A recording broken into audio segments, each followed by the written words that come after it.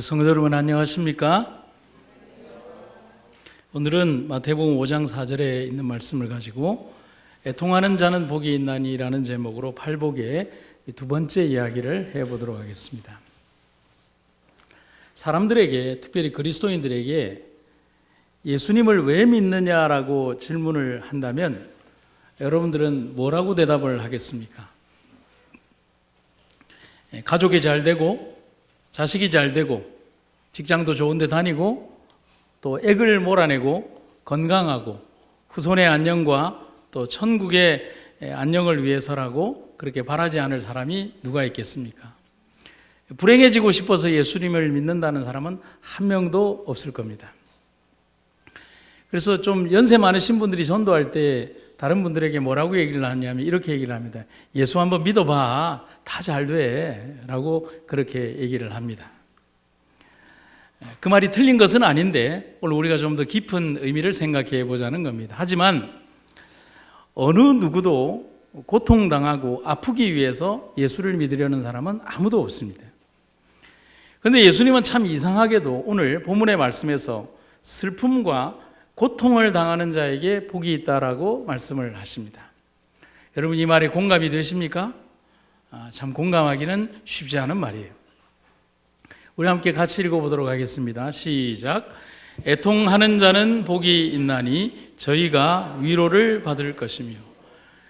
지난주에 읽었던 심령이 가난한 자는 복이 있나니라는 말에서 이 말은 조금 서운한 면이 있죠. 거기에는 적어도 가난하다는 앞에 심령이라는 좀 설명이 있었다면 여기에는 아무것도 없이 그냥 애통하는 자, 다른 번역에 보면 슬퍼하는 자는 복이 있다라고 그렇게 단도직입적으로 얘기를 하고 있기 때문에 그렇습니다. 사람들은 모두 행복을 추구하고 슬픈 일은 어떻게든지 피하려고 합니다. 혹여 누가 슬픈 일을 당하고 있으면 혹은 당하게 되면 걱정하지 말라고 위로하고 결국에는 모든 일이 잘 될 것이라고 이야기를 합니다. 여러분과 저처럼 말입니다. 요즘 저희 집 사람이 제게 하는 말 중에 제일 많이 하는 말이 잘 될 거야 라고 하는 그런 얘기를 하면서 저를 달래고 얼르고 그렇게 합니다. 삶에서 이런저런 문제로 근심이 있으면 그 근심을 잊게 만들어줄 여러 가지 일들, 특별히 TV나 취미생활에 더 탐닉하기도 합니다. 여러분 TV를 요즘 사람들이 왜 많이 보는 줄 아십니까? 슬픔의 대리만족이지 않습니까? 거기에는 근심이나 걱정이 없잖아요. 거기에는 멋진 남자들이 나와서 멋지게 일을 행하거나 아주 잘생기고 부자들이 나와서 모든 문제를 아주 짧은 시간에 해결해 주니까 분노와 고통을 대리적으로 해결해 주는 아주 멋진 카타르시스가 있기 때문에 그렇습니다.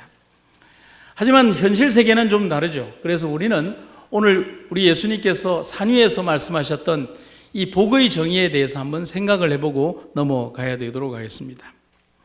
먼저 우리는 성경에서 읽게 되는 이 복이라는 단어가 우리가 피상적으로 알고 바라는 그 복과는 좀 다르다는 사실을 먼저 배워야 합니다. 우리 일반적인 사람들이 아는 복이라는 개념과 또 사람들이 알고 있는 인간의 복의 개념과 또 성경이 말하는 복의 개념이 다르다는 것입니다.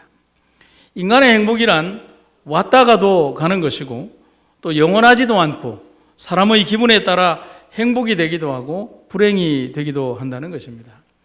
오늘 여러분들이 당장에 복권에 당첨됐다면 좋은 일인가요? 나쁜 일인가요? 좋은 일인가요? 네, 그렇죠. 근데 나쁜 일이기도 한가요? 여러분 한번 검색을 해보시죠. 복권에 걸린 사람들이 제1수칙이 뭔지 아십니까? 마누라에게 숨겨라 하는 것입니다. 배우자에게 숨겨라. 여러분 사람에게 영원이라는 것은 없습니다. 아무리 많은 돈을 가지고 있거나 아무리 많은 것을 소유했거나 아무리 높은 곳에 있거나 아무리 높은 학위를 취득했거나 영원한 것은 없다는 사실이죠. 그래서 성경에 있는 복을 한번 찾아보면 구약 성경에는 복에 대해서 두 가지를 얘기를 하고 있습니다. 바라크와 아쉐레라고 하는 단어가 등장을 합니다. 그런데 이 두 가지의 복이 우리가 좀 깊이 생각해 보면 너무나 은혜가 된다는 사실입니다.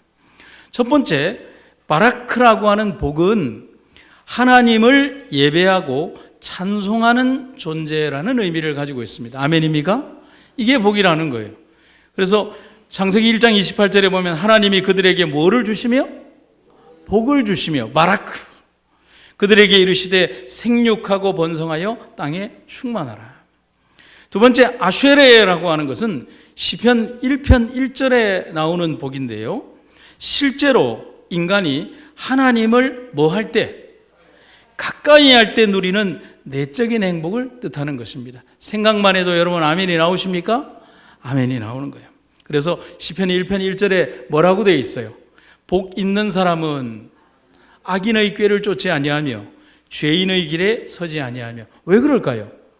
그들은 하나님의 곁에서 하나님과 함께하는 은혜가 있기 때문에, 그 복이 있기 때문에 죄인의 길에 서지 않고 악인의 뜻을 쫓지 않는다는 사실인 것입니다. 내적인 깨달음, 위로, 용기, 감동, 안정감, 세상이 줄 수 없는 주님의 평안함이 그들에게 있기 때문에 복이 된다는 사실입니다.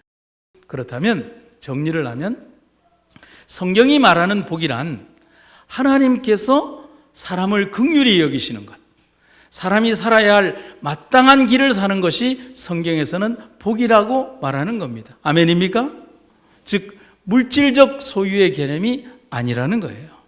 그래서 사람들은 행복과 불행의 배경을 얘기를 합니다. 그렇죠? 많이 가졌기 때문에 행복하고 적게 가졌기 때문에 불행한 겁니다. 여러분 그런 거 있잖아요. 내가 열심히 노력해서 아파트를 한 40평짜리 아파트를 샀습니다. 행복합니까? 물질의 개념을 따지면 행복한 거예요. 그런데 60평 아파트를 가진 친구 옆에 가면 불행합니까? 불행한 거예요. 물질의 개념이란 상대적이잖아요. 내가 많은 것을 소유해도 그것의 행복을 가치고 그것에 대한 가치만을 가진다라고 하면 더 많은 것을 소유했거나 더 많은 값진 것을 소유한 사람 옆에 가면 그만큼 그 차액만큼 불행해지는 것이 이 바로 물질의 개념이 가지는 축복의 개념이라는 것입니다. 그래서 그리스도인이 복을 받을 때 우리가 기대하는 복과 달라서 행복감을 느끼지 못할 수도 있습니다. 하지만 우리가 바른 길, 하나님이 살라고 명령하신 옳은 길을 걷다 보면 결국은 깨닫게 되는 거예요. 그래서 오늘 우리는 행복하게 사는 것처럼 보이는 삶에 쏟고 사는 사람이 나일 수도 있고, 불행하다고 생각하지만 정말 내가 올바른 삶을 사는 행복한 사람일 수도 있다는 사실입니다. 여러분, 하나님의 편에 있는 사람, 또 하나님과 가장 가까이 있는 사람, 하나님의 은혜를 받는 사람, 비록 세상의 눈으로 봤을 때는 초라하게 보일지 모르나 그러나 그의 마음속에 천국과 은혜를 소유한 사람으로 살아가는 그런 아름다운 복 있는 사람들이 되시기를 주님의 이름으로 축원합니다. 첫 번째, 그러면 애통하는 자란 뭘까? 우리는 살아오면서 많은 슬픔과 고통을 함께 짊어지고 살아가게 됩니다. 여러분, 인생이라고 하는 게 뭐 같아요? 짐지는 거와 같아요. 우리 최아름 사모님 자녀들 보니까 힘이 납니까? 다 짐덩어리입니다. 여러분 그렇지 않던가요? 아이들이 성장하면 조금 나을 거라고 생각하지만 우리 아이들이 성장해서 이제 30도 넘고 또 30에 가까운 아이가 있어요. 이만큼 키우면 짐이 아니라고 생각했는데 짐이더라고요. 그런데 우리는 또 짐이 아닌가요? 이제 80 중반이 넘어가는 우리 장모님이 우리 딸을 보면서 평생의 짐인 거예요. 오늘은 어떠니? 오서방은 오늘은 뭐 좀 사고 안 쳤니? 하면 그 전화가 매일 오는 거예요. 평생의 짐, 아마 눈을 감는 그 순간까지 인생의 짐은 줄어들지 않는다는 사실인 거죠. 그것이 자녀 문제건 남편 문제건 아내 문제건 직장 문제건 금전이건 가족이건 사업 문제건 인생의 첫 출발점에서부터 사람은 자신이 살아가면서 갚아야 하고 해결해야 할 많은 숙제와 삶의 고뇌와 아픔을 지니고 살아갈 수밖에 없다는 겁니다. 그러면 질문을 한번 해보죠. 그럼 예수를 믿으면 이게 다 해결되나요? 장로님, 해결됩니까? 그래요? 예수님을 믿으면 삶의 모든 불편함이 다 해소됩니까? 자식 문제는 그냥 다 해결되고, 자녀 문제 다 해결되고, 사업 문제 다 해결되고, 실제적으로 따져보면 아니더라는 거죠.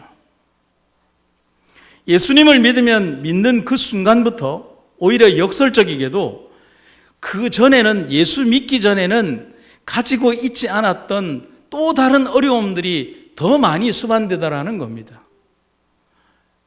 뭐 제사 문제라든지, 신앙적인 갈등 문제라든지, 안식일의 직장 문제라든지, 기타 등등 더 많은 불편함이 시작되는 겁니다.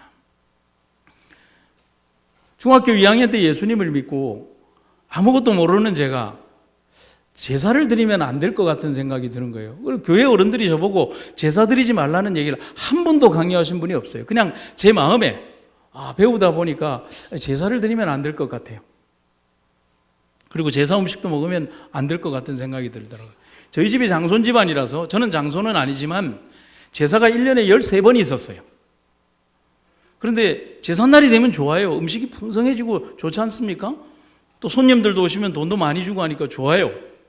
그런데 제사에 들어가면 절을 해야 되지 않습니까? 그런데 배운 것도 요만큼밖에 안 되는 중학교 2학년짜리 아이가 제사에 들어가서 거기에 절을 하면 안 될 것 같으니까 어떻게 하나. 보통 제사가 11시에서 12시에 드려지니까 제가 어떻게 했을까요? 어떻게 하세요? 잤어요. 그런데 너무 근접해서 자면 안 되니까 한 7시부터 자는 거예요. 보통 제가 한 10시쯤 자야 되는데 저희 어머니가 그러는 겁니다. 이놈의 자식은 왜 제사 때만 되면 7시부터 자느냐고 그런 얘기를 하는 겁니다. 나중에 제가 성장하고 나서 저희 어머니가 그런 얘기를 하더라고요. 다 안다. 그러면서 저에게 이런 얘기를 합니다. 야, 요거는 제사상에 안 올린 음식이니까 묵으라. 솔직하게 얘기를 하면 어머니가 묵으라 했겠습니까? 처묵으라 그랬죠. 우리 경상도 어머니니까 조금 말이 과격해요. 삶은 우리에게 사는 날 동안 고통과 아픔을 가져다 줍니다. 여러분, 저분의 모습에서 우리 삶의 모습이 보이지 않습니까? 절대적이고 영원한 행복은 이 땅에 절대로 존재하지 않습니다. 그래서 사람은 사는 날이 슬픕니다.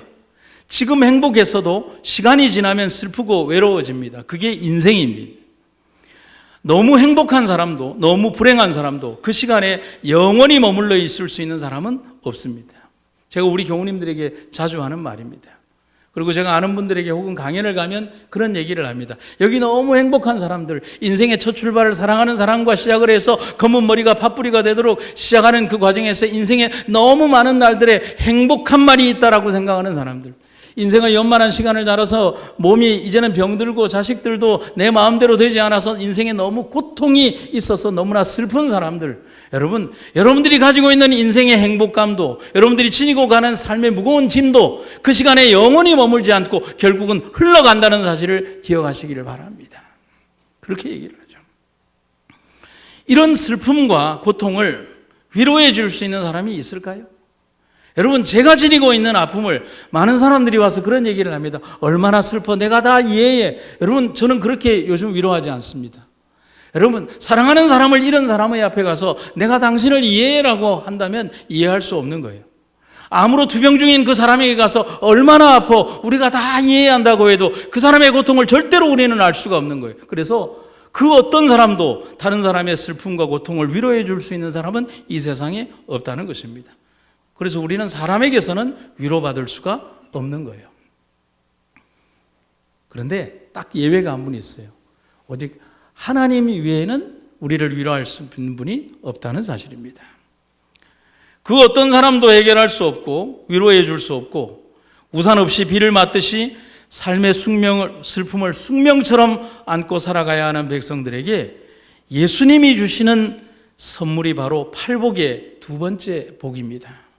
뭐라고요? 애통하는 자는, 슬퍼하는 자는 복이 있나니 내가 그들을 위로할 것이다. 감사하십니까? 제가 오늘 이 사진을 가져오면서 많이 좀 주저주저했습니다. 상당히 여러 해 전에 저와 함께 신학 공부를 했던 동료 목사님이 있었어요. 너무나 건강한 친구였는데 암에 걸렸고 몇 년간의 투병 생활을 하다가 영랑 앞에서 목회를 하던 중 이렇게 암으로 돌아가시게 됐습니다. 그 친구의 장례식을 3일 동안 내내 곁에서 빈소를 지키다가 마지막 매장을 하는 그곳에 갔을 때 제가 평생에 잊을 수 없는 한 장면을 목격하게 되었습니다. 그때 제가 들고 있던 카메라로 이 장면을 찍게 되었습니다. 아들의 영정사진 앞에서 울부짖으며 통곡하는 내 동료 목사님의 어머니를 봤습니다. 모든 어머니가 다 그렇겠죠. 여러분, 누가 이 어머니를 위로할 수 있겠습니까? 저는 그때 알았어요. 이 어머니에게 세상이 줄 수 있는 위로는 이 땅에 없다는 사실을 그때 알았어요. 누구도 위로할 수 없었어요. 그래서 저는 그때 그런 생각을 했습니다. 아들을 잃은 어머니의 위로는 이 땅에 있지 않습니다. 오직 이 어머니를 위로할 수 있는 위로는 하나님만이 주실 수 있는 것입니다 라고 기도했습니다. 성도 여러분, 하나님 이외에는 누구도 위로해 줄 이가 없는 것이 오늘의 기별입니다. 예수님이 오늘 이 말씀을 우리에게 주신 것은 이 땅의 모든 사람들이 그들의 삶에서 너무나 빨리 무력하게 굴복하고 영원을 포기하고 살아가기 때문인 것입니다. 삶에서 조금만 어려움이 있으면 포기하려 하고, 삶에서 조금만 두려운 일이 있어도 포기하려 하고, 삶에서 슬프고 고통스러운 일이 있으면 그저 포기하는데 바쁜 그런 삶이 우리들의 삶이라는 것입니다. 그러나 우리는 복의 시작이 무엇인지를 기억해야 됩니다. 애통하는 자는 자신의 눈물을 닦아줄 분을 찾으면 되는 겁니다. 내 슬픔을 위로해 주실 분을 찾는 거예요. 오늘 나의 이 담이 없는 슬픔을, 이 눈물을 닦아주실 분을 찾는 것이 복의 시작이라고 하는 것입니다. 그래서 산상수훈에 보면 이런 말씀이 있습니다. 애통은, 슬픔은 죄 때문에 마음이 받는 진정한 슬픔을 의미하는 것이다 라고 말을 합니다. 숨겨진 나의 실체를 사람들은 모르거나 혹은 모른 채 하고 지나갑니다. 여러분, 혹시 이런 그림 보셨습니까? 타조가 도망을 가다가 땅 밑에다가 머리를 박고서 자기 온몸이 숨었다라고 하는 것, 이거를 사자성어로 장두노미라고 합니다. 숨을 장자에 머리 두자, 드러날 노자에 꼬리 밑자. 머리는 모래 속에 파묻어서 숨고 꼬리와 온몸통은 드러났는데 타조는 생각을 하는 거예요. 내 머리가 숨고 내가 내 눈에 아무것도 안 보이니 내 몸도 다 숨었을 것이라고 생각하는 어리석은 상태예요. 맹수가 돌진해 오는데 도망갈 생각을 하지 않고 머리를 모래에 쳐박는 타조의 모습에서 유래한 얘기입니다. 위기가 닥쳐오는데 문제를 직시하지 않고 회피하려는 행태를 비판하는 말로 쓰입니다. 영어식 표현으로는 타조 효과라는 말이 있습니다. 자신의 잘못을 제대로 숨기지 못하는 그리스도인을 풍자하는 것입니다. 예, 그래요. 모른다고 합시다. 오늘 내 자신의 진짜 모습을 모르고 그렇게 어리석은 모습으로 살아간다고 합시다. 이렇게 하면 하나님도 모르고, 이렇게 하면 사람들도 모르고, 이렇게 하면 모든 사람들이 나의 허물을 모른다고 합시다. 여러분들 앞에 넥타이 잘 매고 양복 잘 입고 잘 다려진 와이셔츠를 입고 여러분들 앞에 서면 고상하고 훌륭한 목사처럼 보입니까?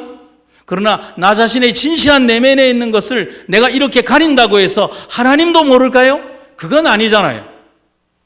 여러분, 바울이 그랬거든요. 하지만 자신의 본 모습을 어쩔 수 없이 보게 될 때가 있었습니다. 그때는 바로 자신이 진정으로 하나님을 발견할 때 동시에 나는 나 자신의 더러운 모습을 보게 되는 겁니다. 얼마나 부끄럽고 수치스럽고 더러운 그 모습을 보게 되느냐 말입니다. 그 이전까지 나는 하나님을 진정으로 섬기는 것이 아닙니다. 그래서 바울은 하나님을 발견하고 난 다음에 자신과 자신이 소유했던 모든 삶을 자랑스러운 것이 아닌 배설물이라고 얘기했던 것은 어두울 때 봤을 때는 이것이 보석이라고 생각했는데 하나님이라고 하는 그분을 믿음의 눈으로 바라보고 난 이후에 밝은 빛, 더 밝은 빛, 영광스러운 빛으로 가면 갈수록 자신이 소유하고 입고 그리고 내면 속에 가지고 있었던 모든 지식과 그 모든 것들이 더럽고 냄새나는 쓰레기라는 사실을 깨닫고 그렇게 되었다는 사실인 것입니다. 어두운 곳에서 보이던 나 자신의 모습은 비할 데 없이 의로웠지만 점점 밝은 빛 속에서 보이는 자신의 모습은 절대로 스스로 인정할 수 없는 치명적인 더러움을 지니고 있어서 자기 자신을 내가 죄인 중에 내가 괴수라는 표현을 하고 있는 것입니다. 성도 여러분, 사람이 영원하신 하나님의 사랑을 깨닫고 내가 여전히 하나님 앞에 죄인임을 깨닫게 되는 순간, 그럴 때 그 사람은 누구의 기준에 따라요? 누구의 기준에 따라요? 내 기준에 따라가 아니라 하나님 기준에 따라 스스로를 보게 됩니다. 여러분, 내가 의롭게 보이는 것은 적어도 내 기준으로 보니까 내가 의로워 보이는 거예요. 그런데 내가 하나님의 사랑을 깨닫고 무한한 빛 가운데 들어가고 난 다음에 하나님의 기준으로 나를 보니까 나는 절대로 구원 얻을 수 없는 쓰레기 인생이더라는 사실입니다. 그리고 그는 하나님의 기준으로는 도저히 내가 살 수 없는 죄인임을 깨닫고 절망하게 되는 거예요. 그제서야 자기의 영적 가난과 절대적인 파산 상태를 깨닫고 부족함을 자각하면서 그때부터 겸손해지기 시작합니다. 그 사람은 그때부터 뭐 하기 시작한다고요? 애통해하기 시작합니다. 진정한 슬픔이 그를 지배하기 시작합니다. 그런데 그 슬픔과 애통이 여러분 우리를 죽음으로 내모는 것이 아니라 나를 살리는 것임을 기억하시기를 간절히 바랍니다. 제가 한번 말씀을 드렸죠. 덴마크의 철학자 키에르케고르가 쓴 책 가운데 절망은 죽음에 이르는 병이라는 그의 책에서 그가 한 말, 절망은 죽음에 이르는 병이다. 그런데 키에르케고르가 이런 말을 하잖아요. 절망은 죄다. 그런데 두 번째에서 절망하지 않는 것도 죄다. 그럼 어떻게 하라는 거예요? 절망하라는 거예요? 절망하지 말라는 거예요? 어떻게 해야 되죠? 키에르케고르는 정확하게 얘기하는 거예요. 일부, 절망은 죄다. 하나님이 있는데 인간이 절망하는 것은 뭐다? 죄다. 아멘입니까? 그 절망은 사람을 죽음에 이르게 한다는 것입니다. 그러나 내가 존재하는 어떤 곳, 어떤 시간이건 어떤 장소건 하나님은 계십니다. 감사합니까? 두 번째, 절망하지 않는 것은 죄다. 인간이 절망할 때야 비로소 자신에게서 벗어나서 하나님을 찾게 되는 것입니다. 그래서 키에르케고르는 말합니다. 절망하지 마라. 하나님 안에 있을 때. 그리고 너 자신을 바라보며 절망해라. 그리고 애통에 빠져라. 그리고 하나님을 찾으라고 말하는 것입니다. 자신의 죄에서 절망하라. 곧 이 절망이, 절망적인 상태가 바로 사는 길임을 말하고 있는 것입니다. 여러분, 성경의 사건에 보면 한 참혹한 여인의 이야기가 나오죠. 현장에서 잡혀온 한 여인의 이야기. 처음 현장에 그 여인이 끌려왔을 때 그녀의 마음이 어땠을까요? 회개했나요? 아니요. 그 여인의 마음을 첫 마음을 물어본다면 천만에요. 아마 그 여인은 그랬을 것입니다. 재수 없다고 생각했을 것입니다. 자신을 향해 돌을 든 사람들 사이에서 역시 자신과 잠자리를 같이 했을 남자들을 보면서 분노했을 것입니다. 하지만 아주 짧은 시간 예수님을 만나고 그분이 주시는 용서를 경험하고 난 후에 그녀는 다른 사람이 아닌 자신을 바라보게 되고 자신에게 돌을 던지려는 사람들을 바라보며 분노하는 마음을 가지는 것이 아니라 나 자신을 용서해 주신 예수님을 바라보게 되고 스스로 엄청난 죄인임을 발견하게 되는 것입니다. 여러분, 우리가 슬퍼하기 시작하는 것은 그때부터인 거예요. 누구를 바라보고 내 자신을 평가하는 것이 아니라 내 스스로 나 자신을 바라보며 절망하고 슬퍼하고 하나님만 찾게 되는 것입니다. 이때부터 그녀는 슬퍼하고 애통하는 사람이 됩니다. 그리고 그날 이후 그녀는 과거로 돌아갈 수가 없습니다. 이렇게 말할 수 있습니다. 참된 눈물의 의미를 아는 자만이 하나님을 진정으로 발견한 사람이다라고 말입니다. 사마리아 우물가의 여인도 마찬가지입니다. 많은 사람의 손가락질을 받으며 살았지만 회개는 안 했어요. 왜냐하면 그들 속에, 그리고 그렇게 지적하는 사람들 속에 자신보다 더 더러운 사람들이 있음을 알기에 말입니다. 그래서 오히려 사마리아 우물가에 6 남편을 둔 여자는 자신의 삶과 사는 것에 대해서 떳떳했습니다. 비록 다른 사람들로부터 이렇게 버림을 당해서 이 뜨거운 떼약볕에 자기가 물을 길러오는 존재지만 나는 그들보다 떳떳하다라고 생각을 했어요. 너희들도 나하고 똑같다. 우리는 여기서 한 가지 사실을 발견합니다. 한번 같이 읽어볼까요? 죄인은 결코 타인의 죄를 지적할 수 없다는 사실 말입니다. 바꾸어 말하면 타인의 지적과 비난은 그 사람을 회개로 끌고 갈 수 없다는 말입니다. 하지만 그녀가 예수님을 만난 이후에 그녀의 삶이 바뀌었습니다. 누구도 그 여인의 죄를 지적하지 않았어요. 예수님도 그 여인의 죄에 대해서 지적하지 않았어요. 그런데 그녀의 삶이 바뀌었어요. 무엇이 그녀를 바꾸었습니까? 하나님과의 만남이 그녀의 삶을 보게 만든 것입니다. 데니스 레인이라고 하는 한 저명한 목사님이 쓰신 팔복 강해 중에 보면 이런 말씀이 있습니다. 하나님 앞에서 자기의 공고를 느끼지 못하거나 그것을 애통해하지 않는 자들은 예수를 믿을 이유를 찾지 못하며 그래서 아무 위로도 받지 못한다. 그들은 하나님에 대해 떳떳하다고 생각하기 때문에 받을 수 있던 위로도 놓치고 마는 것이다. 여러분, 고양이 그림을 보면 고양이가 자기를 뭐처럼 생각하고 있어요? 사자처럼 생각을 하고 있는 거예요. 여러분, 고양이의 마음이 투영된 저 그림자가 하나님 앞에 의롭다고 생각하는 우리의 모습이라는 사실을 기억하시기를 간절히 바랍니다. 제2차 세계대전이 안착이던 미국의 한 마을에서 어린 아들과 아버지가 대화를 하는데 아이가 길을 걸어가다 보니까 각 집마다 이 창문에 별이 달려있더라는 거예요. 크리스마스도 아닌데. 그래서 아들이 아버지에게 물어봤어요. 아빠, 저 별이 뭐예요? 그래서 아버지가 이런 얘기를 합니다. 저 별은 전쟁에 참가한 아들이 전쟁터에서 전사한 수를 말하는 거야.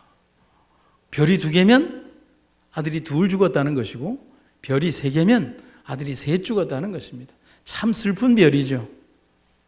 어떤 집은 하나, 어떤 집은 2, 3, 어떤 집은 심지어 4개의 별이 있는 집도 있었습니다.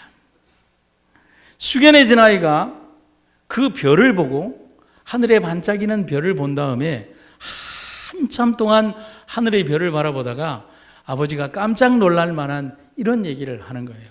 아빠, 하나님도 아들을 전쟁터에 보내시고 하늘의 별을 다루셨네요. 여러분, 저는 이 이야기를 참 좋아합니다.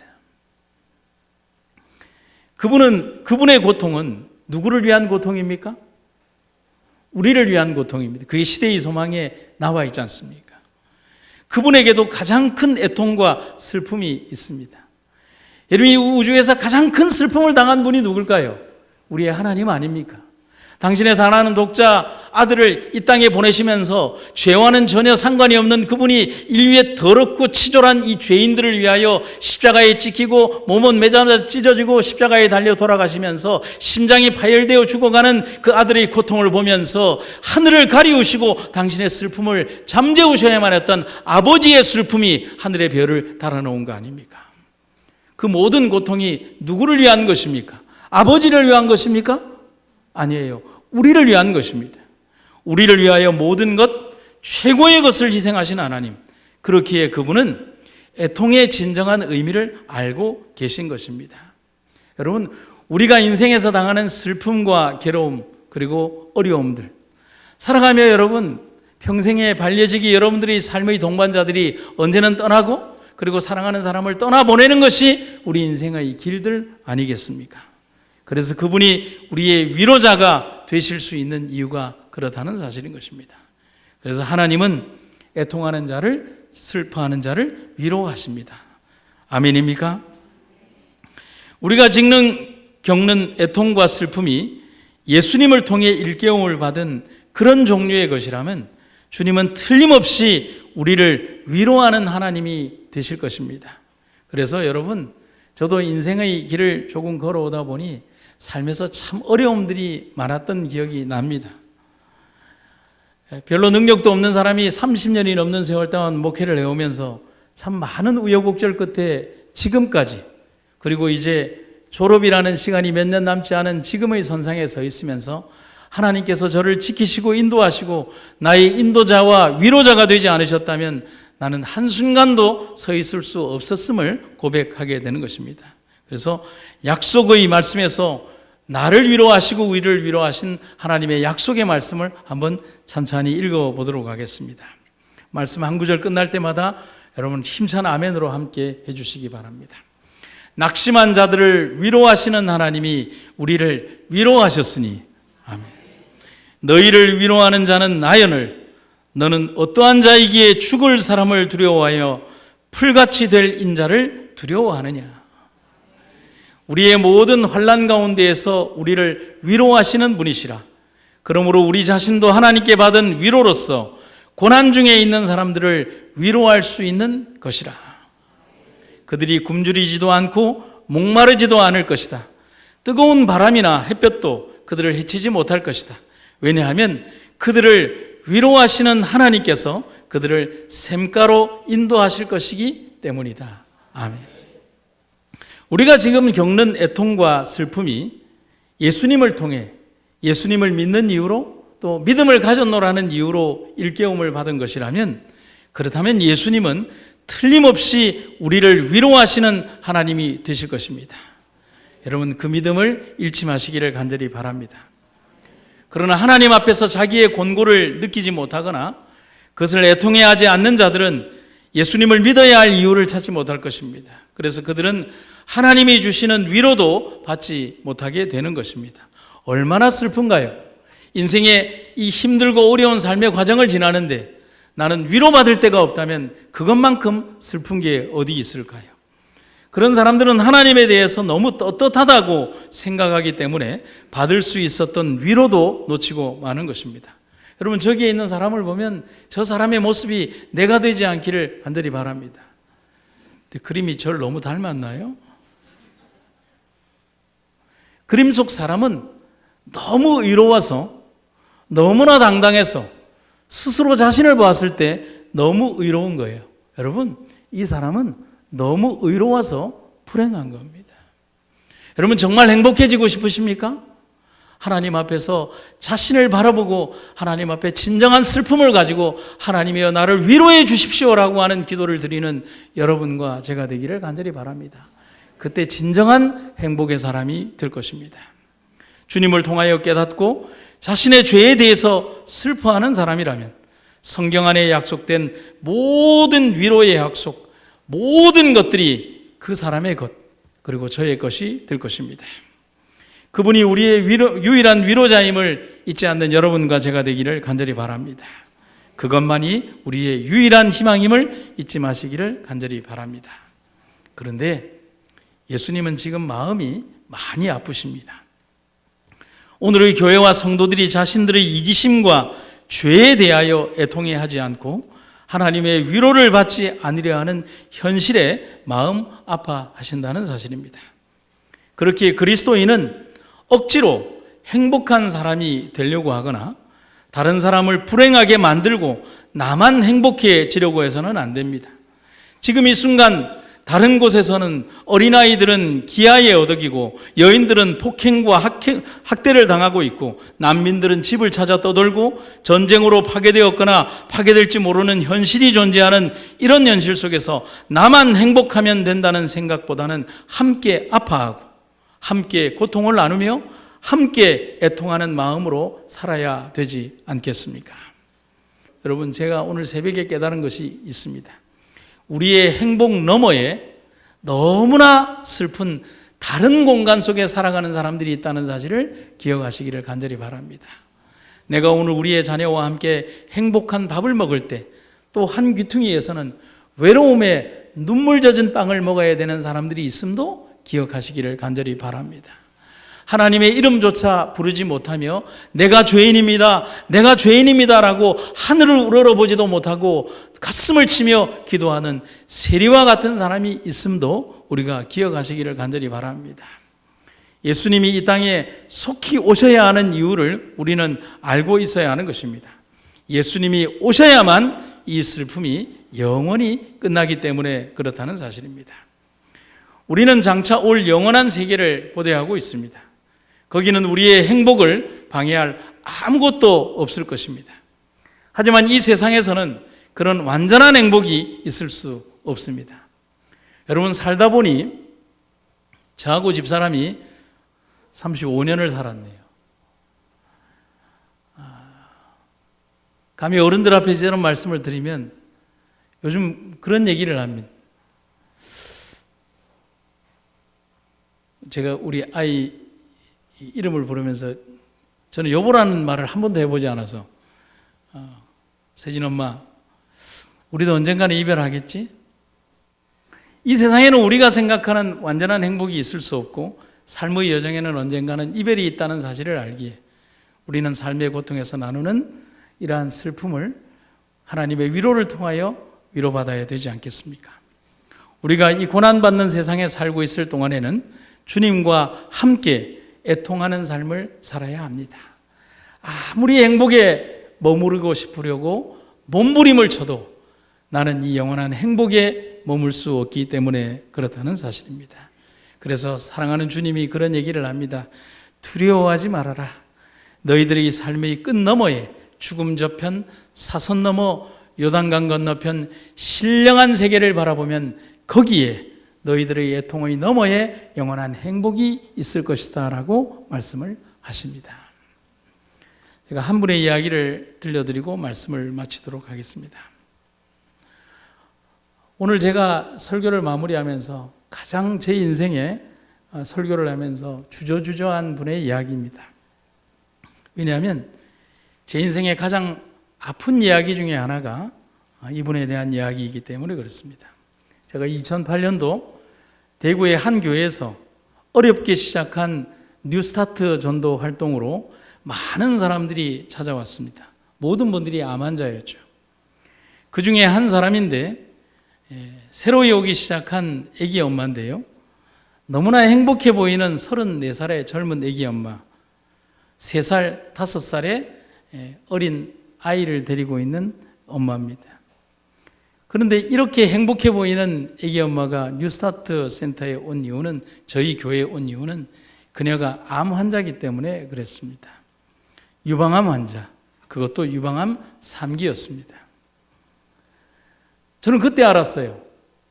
젊기 때문에 암도 활동력이 있어서 진행 속도가 빠르다는 사실. 그녀는 수술을 했고 한쪽 유방과 근육의 상당 부분을 절개해야만 했습니다.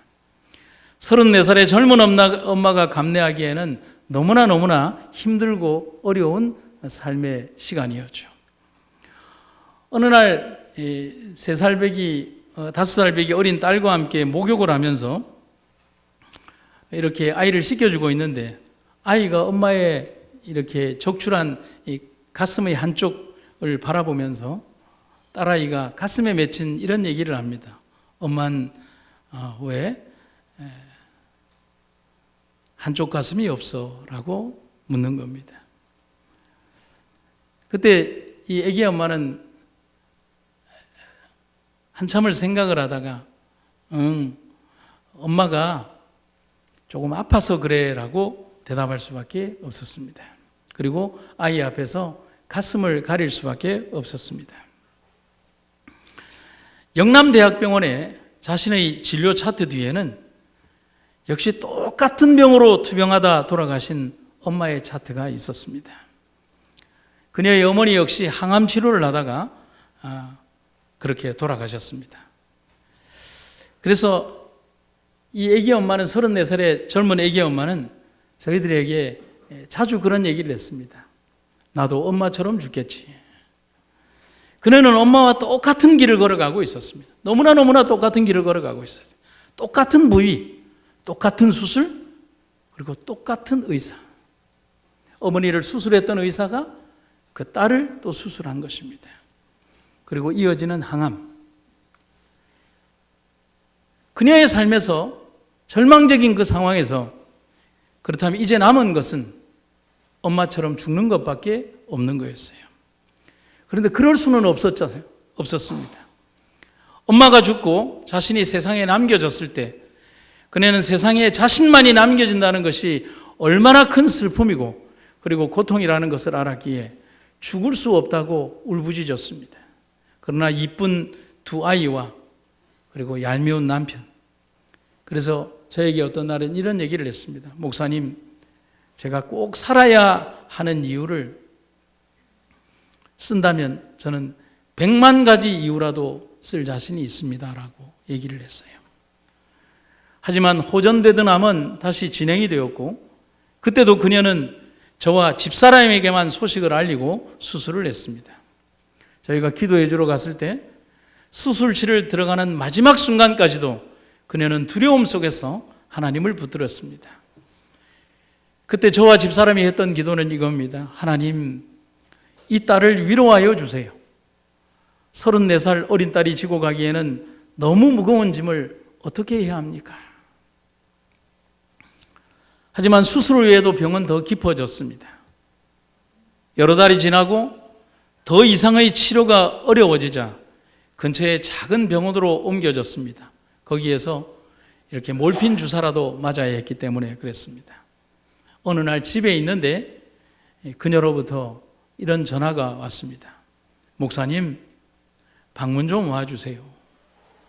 저희는 반가운 마음에 방문을 가려고 하는데 그녀가 다시 이런 부탁을 하는 것입니다. 목사님 오실 때 시내 사진관에서 사진을 좀 찾아주세요 라고 하는 것입니다. 우리는 그 사진이 뭔지를 모르고 저희 교회 장로님들과 몇 분의 집사님과 함께 사진을 찾으러 갔습니다. 사진은 그거였어요. 삶이 너무 힘들어서 두 아이를 낳기까지 결혼식을 올리지 못한 그녀가 남편과 함께 아이들과 함께 찍은 웨딩 사진이었습니다. 이제 그녀에게 더 이상의 시간이 없음을 느낀 그녀가 통증을 참아가며 화장을 하고 그리고 몰핀 주사를 맞아가며 찍은 웨딩 사진이었어요. 사진을 받아들고 가져다 주기 전 차 안에서 장로님 부부와 그리고 우리 집사님 몇 분이 얼마나 통곡하며 울었는지 모릅니다. 저희들이 그 사진을 갖다 주었을 때 그 사진을 받고 얼마나 좋아했는지 모릅니다. 너무나 말라버린 얼굴과 통증이 그녀의 마지막 모습으로 남았지만 오히려 그녀가 우리를 위로했습니다. 그게 이 애기 엄마의 마지막 이별이었습니다. 참 많이도 울었던 시간이었습니다. 그리고 주님 앞에 드린 기도, 세월이 지나고 그녀의 장례식이 끝나고 교회에 모여 많은 생각들을 하고 그리고 많은 슬픔 가운데 있으면서 그리고 주님 앞에 많은 기도를 드렸습니다. 예수님이 우리에게 하신 위로가 있었습니다. 그리고 저희는 이렇게 기도했습니다. 예수님, 이제 더 이상 그 딸은 아프지 않습니다. 그리고 다시 만날 그날에도 분명히 아프지 않을 겁니다. 오늘은 슬프지만 내일도 보고 싶은 마음으로 그리움으로 슬프겠지만 그러나 그날에는 슬프지 않을 겁니다. 우리는 그녀를 생각하면 20년이 넘는 세월이 지났지만 지금도 슬픕니다. 오랜 시간이 지났지만 지금도 눈물이 납니다. 그런데 이 슬픔은 오직 주님의 위로만이 이 슬픔을 이길 수 있게 해주었습니다. 이 슬픔을 위로하실 수 있는 분은 오직 하나님밖에 없습니다. 여러분, 이런 슬픔, 이런 이별, 이런 아픔, 이런 질병, 이런 고통, 이 사랑하는 딸에게만 있었나요? 여러분 역시도 여러분의 사랑하는 사람을 이렇게 떠나보내었거나 앞으로 떠나보내지 않겠습니까? 그 슬픔을 어디에서 위로받아야 할까요? 사람이 아니죠. 사랑하는 여러분, 하나님께서 그 딸에게 그리고 우리에게 위로를 주셨던 것처럼 사랑하는 주님께서 오늘 우리를 위하여 위로해 주실 것입니다. 그래서 주님은 자신을 일컬어서 위로의 하나님이라고 말씀하는 것입니다. 저는 데살로니가전서 4장 16절부터 18절의 이 말씀을 참 좋아합니다. 주께서 호령과 천사장의 소리와 하나님의 나팔로 친히 하늘로부터 강림하시리니 그리스도 안에서 죽은 자들이 먼저 일어나고 그 후에 우리 살아남은 자들도 그들과 함께 구름 속으로 끌어올려 공중에서 주를 영접하게 하시리니 그리하여 우리가 항상 주와 함께 있으리라. 그러므로 이 말로 서로 위로하라. 우리의 참된 위로자, 우리의 진정한 삶의 동반자, 그분이 우리를 천국으로 이끌고 계십니다. 우리에게 허락된 천국에 이르기까지 아무리 슬프고 고통스럽고 눈물이 나고 억울하더라도 여러분 멈추지 마시기를 간절히 바랍니다. 여러분, 우리가 이 땅에서 겪는 모든 삶의 슬픔과 고통과 억울함은 그곳에 가야만 슬픔이 끝나기 때문에 그렇다는 사실입니다.